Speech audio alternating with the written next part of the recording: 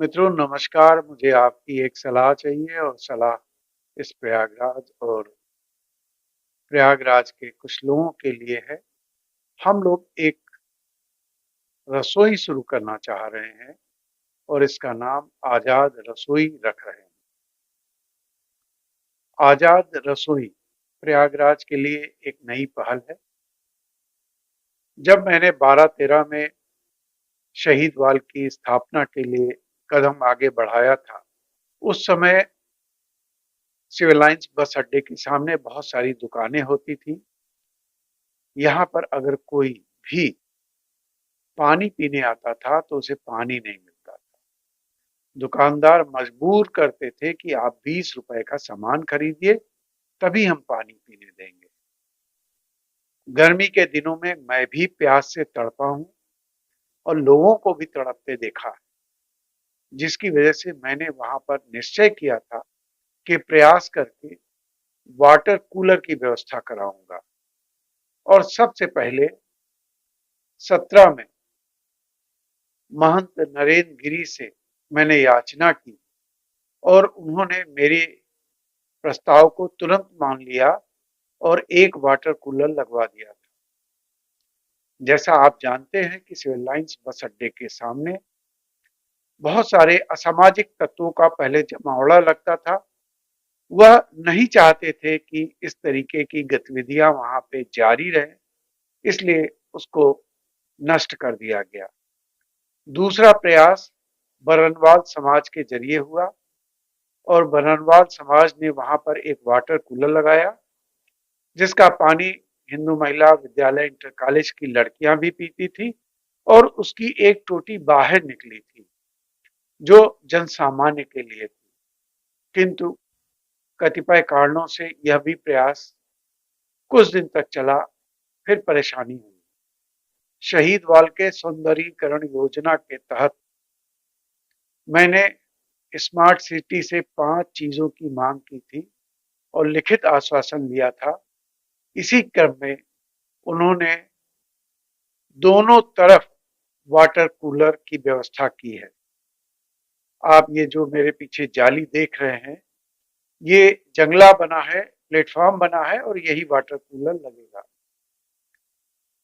मैंने लोगों को बहुत परेशान भी देखा है, भूख से तड़पते भी देखा है।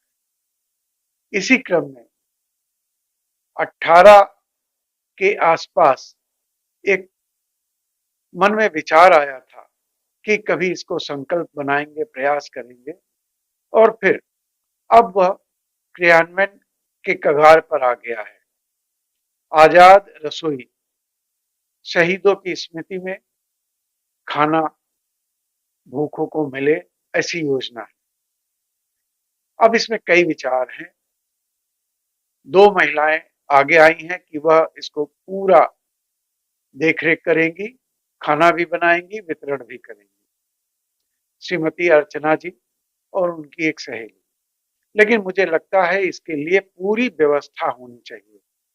ऐसा प्रबंध होना चाहिए कि किसी पर बोझ न पड़े और व्यवस्था सरल हो, जिससे सुचारू रूप से चलती रहे।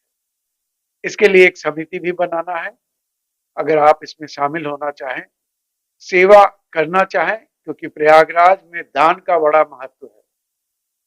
अगर आप कुछ दान करना चाहते हैं सेवा के रूप में, अर्थ के रूप में या किसी अन्य रूप में, तो स्वागत है, हमसे संपर्क करिए। दूसरी चीज एक विचार आया है कि इसका कुछ टोकन मनी, प्रतीकात्मक कुछ रुपया खाने का रखा जाए। अलग अलग व्यक्तियों की अलग अलग राय है।